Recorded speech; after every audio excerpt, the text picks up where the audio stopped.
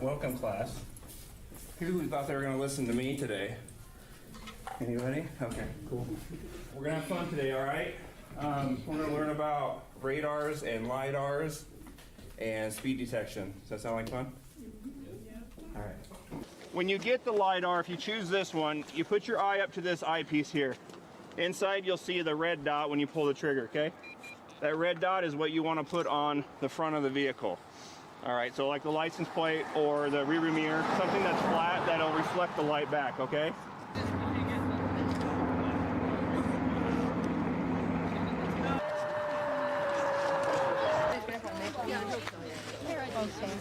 There you go.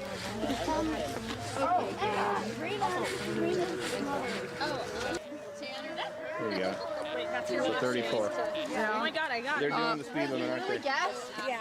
All right, 32 is the first one. What did you guys learn? What was the difference between the LiDAR and the radar? Anybody want to share? LiDAR uses lasers and radar uses radio waves. Okay, so what's a laser? Concentrated light. Yeah, great. Okay. I learned the difference between like radar and LiDAR guns and how they work with measuring like speed of moving objects. I learned how the path that the radio waves take and the path that the laser waves take, or the light of the laser takes. The laser or the LiDAR radar travels in a straight line, while the radar gun spreads out and bounces back and gives you the speed. Here's radar. Shoots out constantly from the gun. Once it hits something, it measures it on the way back. If it hits and this truck is moving, it's going to go a little faster, right? And then it measures the distance between here and here and here. Laser, okay, it's going to be a straight line. Once it hits something, it's going to be sent back, but then this thing has to do something else. It's got to send another one immediately. It's going to send it back, another one. And then it measures the distance between all those. I liked using the radar gun because I just got to see how it worked, and you can't really learn that in a textbook. You guys, to kind of tie it back to what we've learned about the two kinds of guns, so radar and the laser gun or the LiDAR, which is timed back, and that's how it works for getting the speed, and which is Doppler effect, and that's how it works for getting the speed. LiDAR uses time back. Yep, LiDAR. 37. 36. You must be blind. We're like standing right here.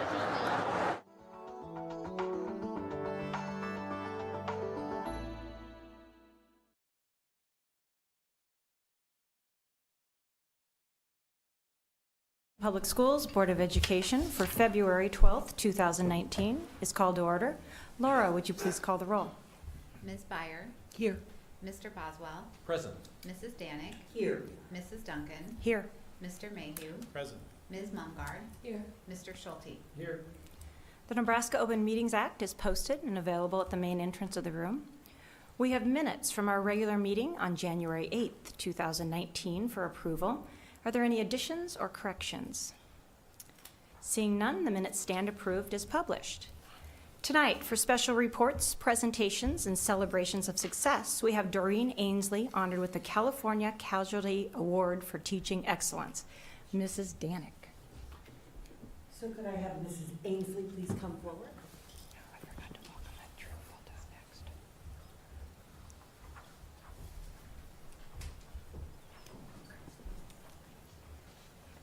I get to hug her because she taught two of my girls. And that's when, I'm afraid to say 25 years ago. So, whereas Doreen Ainsley has been honored with the California Casualty Award for Teaching Excellence by the National Education Association Foundation. And whereas Doreen Ainsley has been recognized as one of the best teachers in the country by winning this award. And whereas Doreen Ainsley was chosen for this award because of her dedication to the profession, community engagement, professional development, attention to diversity, and advocacy for fellow educators. And whereas Doreen Ainsley keeps the promise of public education by creating learning opportunities for her students that are relevant and rigorous. And whereas Doreen Ainsley demonstrates a passion for teaching that greatly benefits Lincoln Public Schools and all of her students. Now, therefore, be it resolved that the Lincoln Board of Education does hereby congratulate Doreen Ainsley for being honored with the California Casualty Award for Teaching Excellence by the National Education Association Foundation. It is signed by Connie Duncan, our board president, and Dr. Stephen Joel, superintendent of schools. Congratulations. So proud of you. Thank you.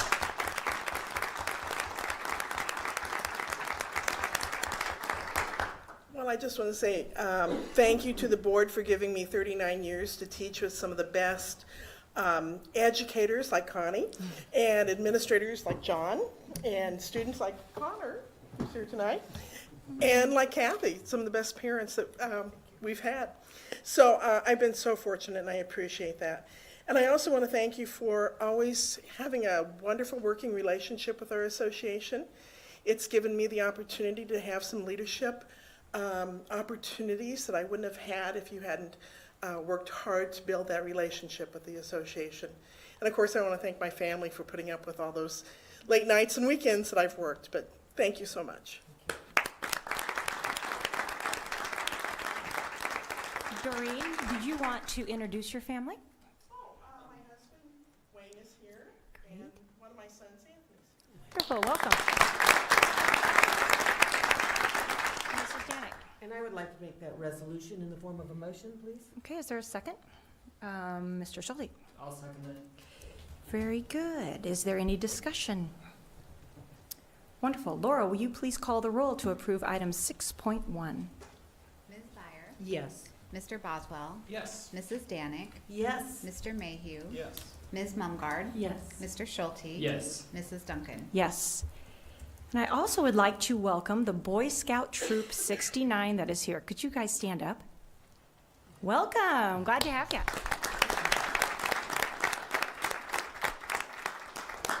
We won't embarrass you anymore. I can tell you just want to die right now. Get over it. You'll be okay. Our next item is public comment. Blue cards are available at the entrance for those wishing to speak. Is there anyone who would like to come to the board now? Okay, seeing none, we will move on. Our next item is the consent agenda. Are there any items to be pulled from the consent agenda? Is there a motion for approval? Ms. Danek. I would move approval of consent items 8.1, 8.2, 8.3, and 8.4. Is there a second? Ms. Mumgard. I will second that. Are there any questions, comments, or conflict statements besides my own? Just me. Out of abundance of caution, I hereby declare a potential conflict of interest and hereby abstain from voting on check number 811882 to Nebraska Children and Families as part of agenda item 8.2A of the agenda materials for this meeting. I vote in favor of all other consent items. Okay. Very good. Laura, would you please call the roll on the consent agenda? Mr. Boswell. Yes. Ms. Byer. Yes. Mrs. Danek. Yes. Mr. Mayhew. Yes. Ms. Mumgard. Yes. Mr. Schulte. Yes. Mrs. Duncan. Yes. For first reading tonight, from the Planning Committee, item 9.1.1, newly annexed property to the City of Lincoln. Mr. Schulte. So we have some property that's been annexed into the city and then therefore joins the school district. It's adjacent to some land that we already own. We're proposing that it would be assigned to Pirtle, Lux, and East. Dr. Standish, is there anything else we'd like to comment on the first reading? No, I think you covered it. Just if there's any questions, if you can answer them. Good. Is there any discussion? Okay, this item will come back to us at our next meeting. From the Policy Committee, item 9.1.2, Policy 5504. Mr. Boswell. Thank you, Mrs. Duncan. Policy 5504 is an amendment, a revision to an existing policy. On February 14th of 2018, the Protecting Young Victims from Sexual Abuse and Safe Sport Authorization Act was enacted into federal law. The new law applies to schools that participate in interstate competition, such as crossing state lines to compete, practice, or for camps. Employees, including coaches of a school that participates in interstate competition, must report suspected child abuse, including sexual abuse, as soon as possible, where as soon as possible is defined by the courts as within a 24-hour period. The revised policy captures language from the new law and expands this protection to all of our activities, not just athletics. And be happy to take any questions. Is there any discussion? Okay, very good. This item will come back to us at our next meeting. Also on first reading, from the superintendent, item 9.2.1, resolution for open enrollment. I do have something that I'm going to go ahead and read to everyone. School districts are required by law to adopt by resolution specific standards for acceptance and rejection of option enrollment applications for attendance during the following school year, specifying the circumstances under which such applications and late filed option-in applications would be accepted. Item 9.2.1 on the board agenda for February 12th is the LPS resolution adopting such standards for attendance during the 2019 and 2020 school year. This is the same resolution as has been adopted in previous years and sets August 2nd as the deadline for option-in applications and the circumstances for acceptance of late filed option-in applications. Dr. Larson, is there anything else we need to add to that?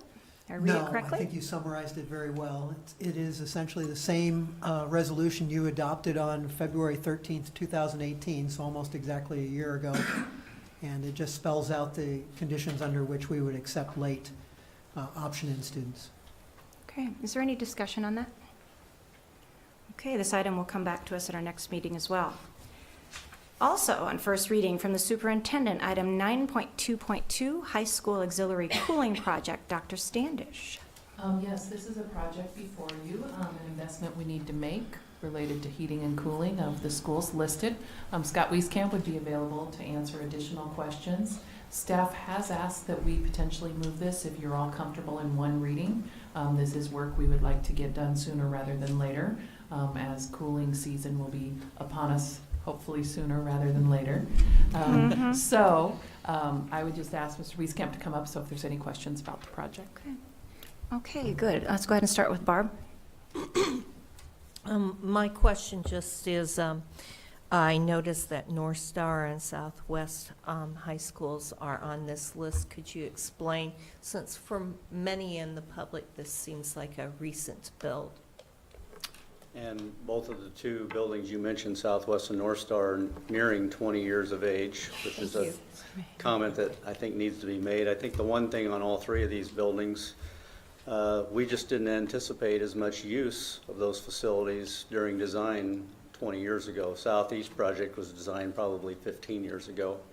Fortunately, the other three high schools are not that way, but our buildings are heavily utilized not only by school, but by our community, and we like that, we appreciate that. We just want to make sure that we're adapting to that heavy use, because with geothermal, we are actually rejecting more heat into the earth than we anticipated based on our original design. And so these help counter that overheating. Thank you.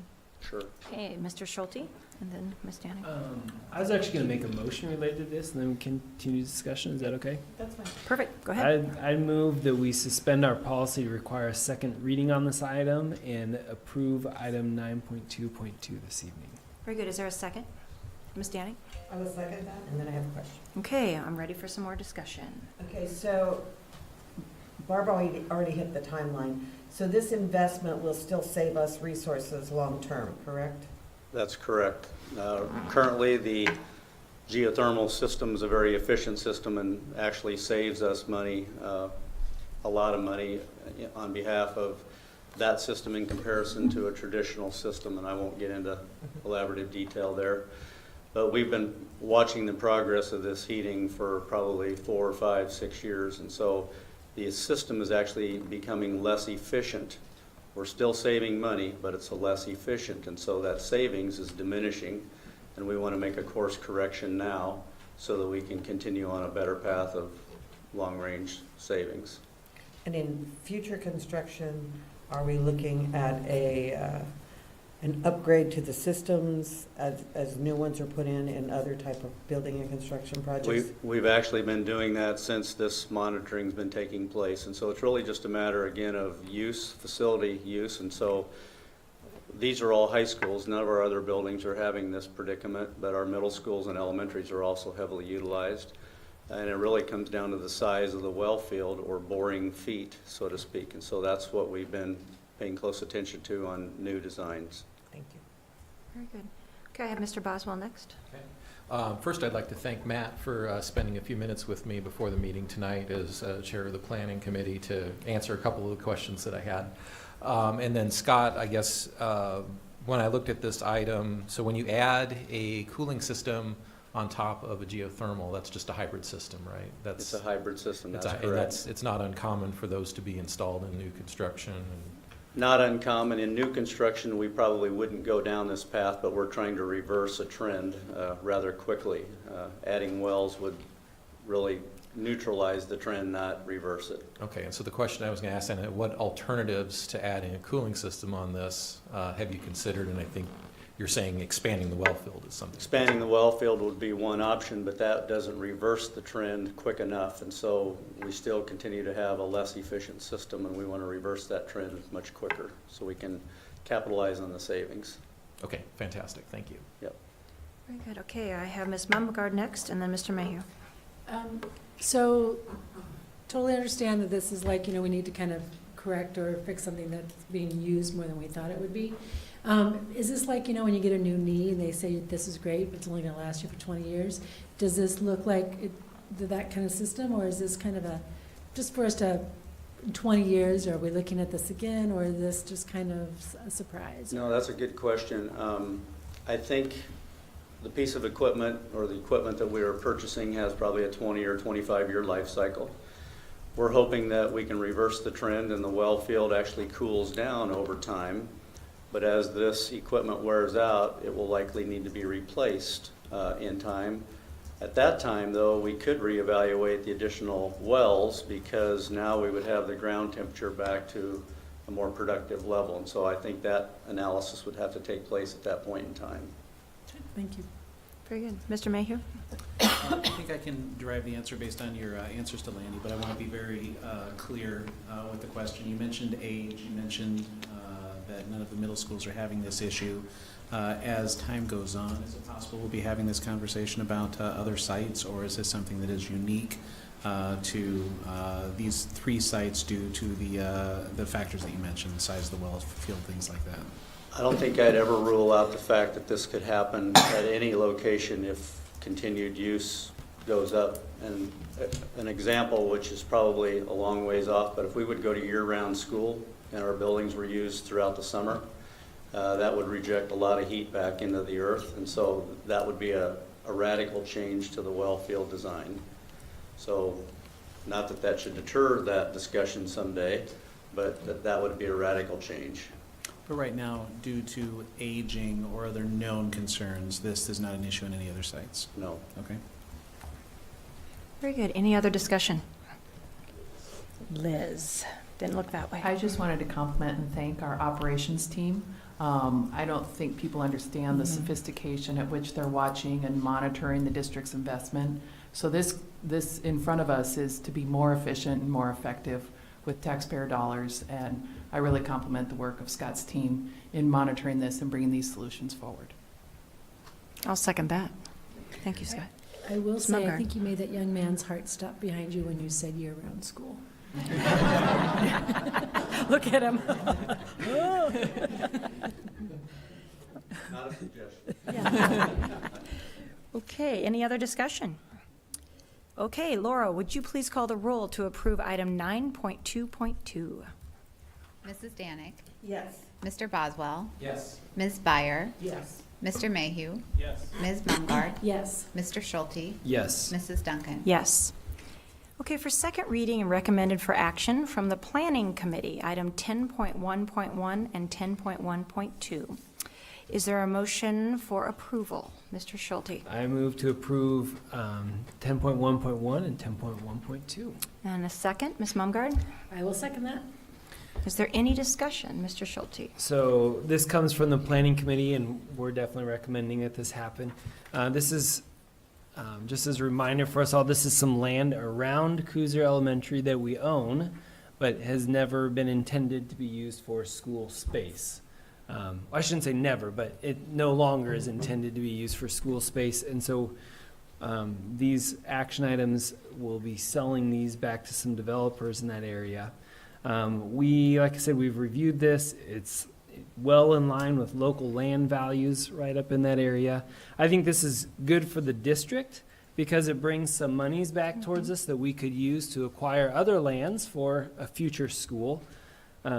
It's also good, I think, for the community as a whole because it creates the opportunity, it frees up some land to be built in houses, which could be some more affordable lots up in this area of town. And it's also good for us in the community long-term because this land that's not going to be used for a school now goes back onto the tax rolls, which then generates some more funds for us as well as for some other government agencies. And so I look at this and I say this is a good thing for us to be doing, selling land that we're not going to use or intend to use back into the community. So just a couple comments there. Thank you, Mr. Schulte. Is there any other discussion? Ms. Danik? It should be known that I have grandchildren that go to Coosier, and so I was picking my granddaughter up last week, and they were having a staff meeting, and their principal goes, "Oh, did you come in to talk about selling our part of our land?" So I just want to make it clear that the land that is left for Coosier is well within the acreage that we use for all of our other newer elementaries in over 20 acres. Am I correct, Mr. Wieskamp? Thank you. Any other discussion? All right, seeing none, Laura, please call the roll on the motion to approve items 10.1.1 and 10.1.2. Mr. Mayhew. Yes. Ms. Mumgarde. Yes. Mr. Schulte. Yes. Ms. Byer. Yes. Mr. Boswell. Yes. Mrs. Danik. Yes. Mrs. Duncan. Yes. Okay, also for second reading and recommended for action from the Policy Committee, and I'm going to go ahead and put these together. Item 10.1.3 through 10.1.6. Is there a motion for approval? Mr. Boswell. I move approval of items 10.1.3 through 10.1.6, the 6,000 series of policies for approval tonight. Very good. Is there a second? Mr. Mayhew. A second. Is there any further discussion? Mr. Schulte. I just want to talk about everything tonight, it seems like. But this particular thing, I asked some questions around at our last board meeting. We had been contacted by some people related to some controversial issues in the classroom, and I had asked staff whether or not our policy had been followed and whether or not parents had been notified of those controversial things coming into the classroom. And so I'm just kind of reporting back to you guys to let you know that in those instances we got contacted about, parents were appropriately notified. And so that gives me confidence that that policy is being approved, which is number 6450, which is included in this. And so kudos to staff for making sure that that gets done, because like we all talked about and we all agree, it's okay to talk about controversial things. We just don't want that to be a surprise to parents. We want to give parents the chance to discuss those things at home and prepare their kid for facing those things in the classroom as well. So thank you so much to those of you guys who helped check in on those in a couple of instances. Very good. Any other further discussion? Okay, Laura, will you please call the roll on the motion to approve items 10.1.3 and 10.1.6 through 10.1.6? Good catch. Ms. Mumgarde. Yes. Mr. Schulte. Yes. Ms. Byer. Yes. Mr. Boswell. Yes. Mrs. Danik. Yes. Mr. Mayhew. Yes. Mrs. Duncan. Yes. I have nothing from the Superintendent's Office here. I don't have any emergency items. Nothing removed from consent agenda. Items to report. So that brings us to informational items and reports. Any board committees wishing to report tonight? No one did say anything. Very good. And from the Career Academy, Mr. Schulte, you indicated you have a meeting coming up, so no need. Okay. So that brings us to the Superintendent's Office, item 13.3.1, the Lincoln Public Schools External Accreditation Visit. Dr. Larson and Ms. Salem. Thank you. Every 5 years, the state school improvement process includes visitation from an external accreditation team. The Lincoln Public Schools had our visit this past fall. Sarah Salem, the Director of Continuous Improvement and Professional Learning, organized the external team's visit this fall, and tonight she'll share some commendations and recommendations from the visitors' report. Before Mrs. Salem begins, I do want to point out that one of the external team's specific commendations was leadership in school improvement and our process, and how well organized their visit was. And the credit for organizing that visit goes to Sarah, and I want to thank her for her leadership. I'd also like to thank the principals who were involved in the team visits and the classroom teachers whose classrooms were visited as well. So, Sarah? All right, thanks. Oh, okay. I think you must have a copy of the presentation. Perfect.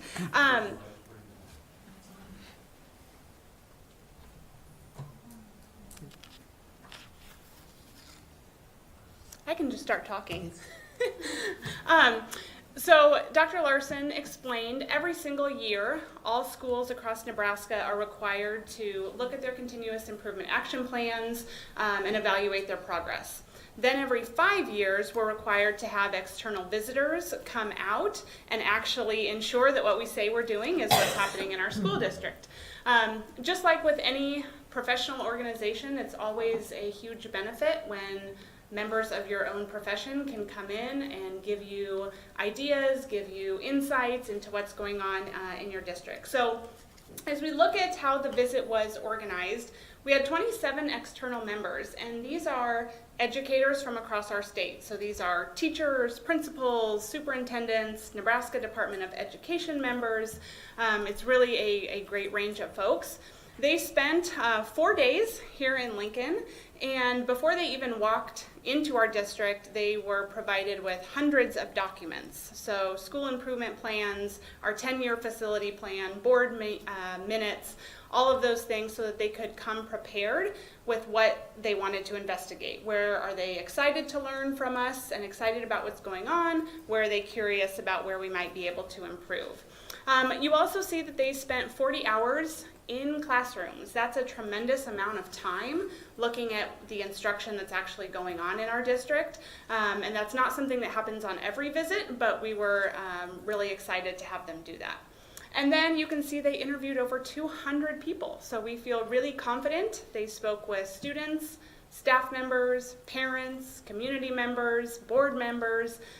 They got a really great different range of folks that they got to interview. I put on the slides for you the actual schools that hosted external visits, but every school is visited in a way because all schools have their continuous improvement action plans that were evaluated. So while on the right-hand side you actually see who got an external team to come on site, we are accredited as an entire district. We're not accredited by individual schools. We set our focus for the visit based on the strategic plan that this board adopted. So everything we spoke with the external reviewers about was connected to how are we living out this board goal, along with the 5 themes from our strategic plan. So if you look at the 5 areas that we used for our strategic plan, this is how we categorize the documents that they saw. So they saw our 10-year facility plan, they saw our new teacher plan, our new teacher packet, our new teacher mentor materials. Each of these 5 themes, they were provided documentation on how we're doing in those areas. Another major theme of the visit was growth. So there was not a Omaha Public Schools member on the visit. So all of the folks coming were at a district that was smaller than Lincoln Public Schools. And one of the comments that we heard over and over and over was, how do you sustain this? How does this look? You guys are growing so fast, you're so big.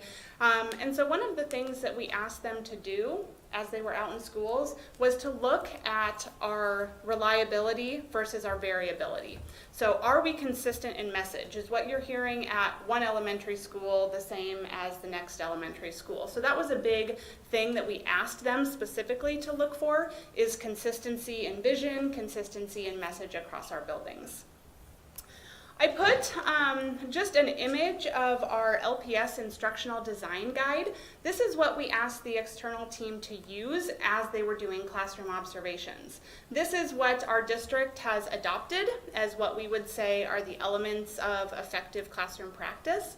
So when they went in, and I have this stack still at my house, I have hundreds of these where they're making notes about what's actually going on in classrooms. So they wrote their report for us, but they also had a separate addendum that talked about what did classroom teaching actually look like in our district. So it all culminates with recommendations and commendations. We received 5 commendations from the team, and you have the list of those external visitors. Our lead evaluator was Dr. Mark Adler, and he's the superintendent of Ralston Public Schools. I said this in the LPS Live segment tonight that while it might be embarrassing to say, he said, we are trying to help you go from awesome to more awesome. And so with the commendations, he really went through what's the evidence that we're doing these 5 things really well. So I put each of these separately on a slide just so I could talk to you about the evidence they found in our district. I won't spend a lot of time on each one, but positive climate and culture, that was something that every single external reviewer came back from their on-site visits and they were wowed by. They said it is just positivity everywhere. Everyone was happy to be interviewed, and we didn't tell them that they had to do that. One of the things they commented about was they asked teachers and staff members, what would you change? What would you do differently? And they said, they always get great feedback, great ideas, but everyone was positive. Everyone was professional and really, they said, took pride in being an LPS staff member. The next one that they wanted to focus on was effective school improvement process and leadership. And this really is about our principals. So again, one of the things that we asked them to look at that they found was they heard common language from our principals, that the school improvement processes that are in place are consistent from school to school, they're using the same information, they're monitoring progress in a similar fashion, and everyone was using the same words and speaking the same language. So that was really exciting for us to see. The third commendation was a dedicated and empowered school staff. One of the biggest pieces of evidence they took away from our district was how involved teachers are.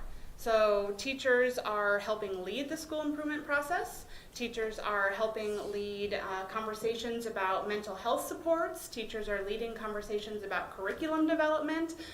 It's really an opportunity for teachers to have a lot of input into the direction of the district. So they were really impressed by that.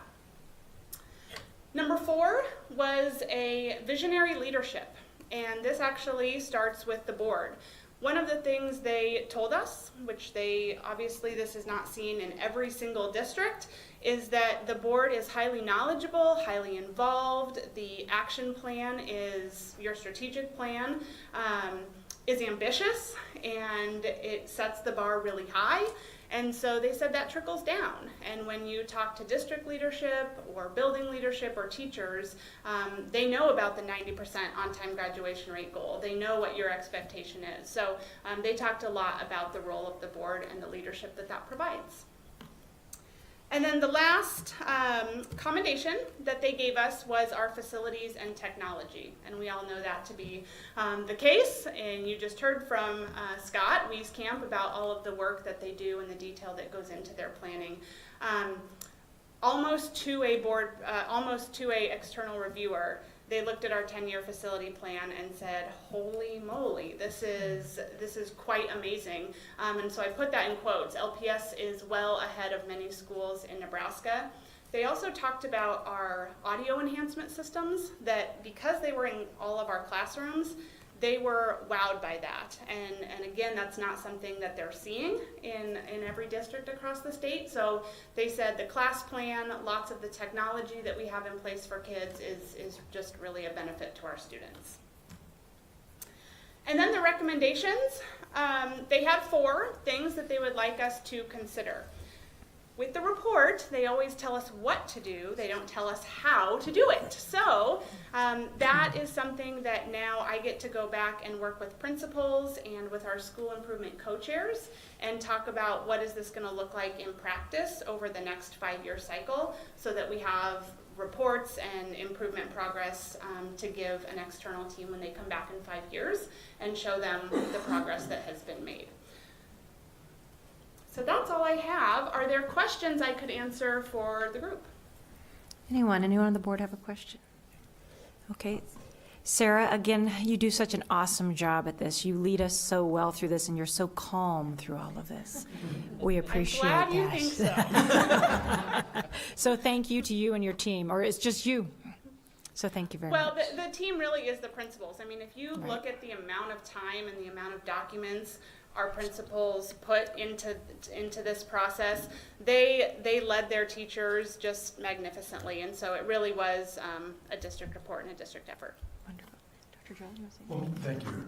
And I'd like to just underscore the fact that, you know, it really is about a system, and it's about the fact that I think we've got a culture here that promotes excellence. You know, we talked on Facebook Live, Sarah and I did, that, you know, we hire well, we hopefully train well, people get developed and they stay. This is a mission more than a job, and it shows systemically. So while, you know, there's always going to be something we need to work on, which is very, very healthy, of course, but at the end of the day, you know, we should be very, very proud of the system we have in place, because the system itself works. And that's what I think was denoted through this accreditation visit. And I was thinking, as I was sitting here listening to Sarah, and having been at the exit report too, you know, it wasn't very long ago we got an excellent audit report, and now we've got an excellent student outcomes and curriculum alignment report.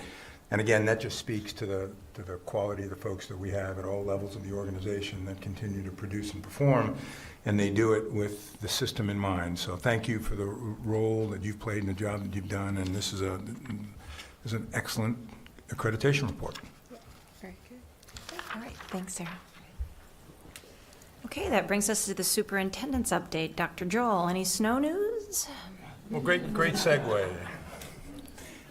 So one of the things that Sarah said that the accreditation folks said was, you know, starts with the Board of Education. So when I talk about systems, we could draw a diagram pretty easily. And 2 weeks ago, we were kind of snowed and iced out, and that was National School Board Recognition Week. So in front of you is a very small token of sincere appreciation from our staff, but I know from a very grateful entire school community for the work that you do and the time that you put in.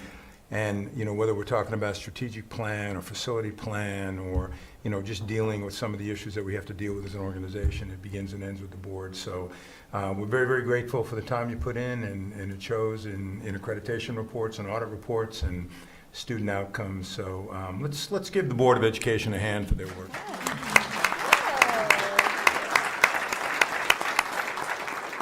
And then one other item in front of you is something that is our annual report, and this is the 17-18 annual report. And I know you might be asking why now, but it's certainly within our guidelines. And it's a snippet of information, some that are required in the annual reporting, but a lot presented in a very entertaining way. There's great graphics in there, but kudos to Mary Kay Roth, communications team, and graphics for just putting this together in a very easy to read, kind of a trifold. And those of you who've been on the board for a while, you remember what the annual reports used to look like, right? And I'll stop there. But anyway, it was, people didn't read them, so now there isn't much excuse to not at least take a look at this. But I think this talks about the good work of Lincoln Public Schools. And that concludes my report. Very good. It is a lot easier to hear. And I did see Mary Kay walk in the room, so I really feel like we need to give her a round of applause to she and her team.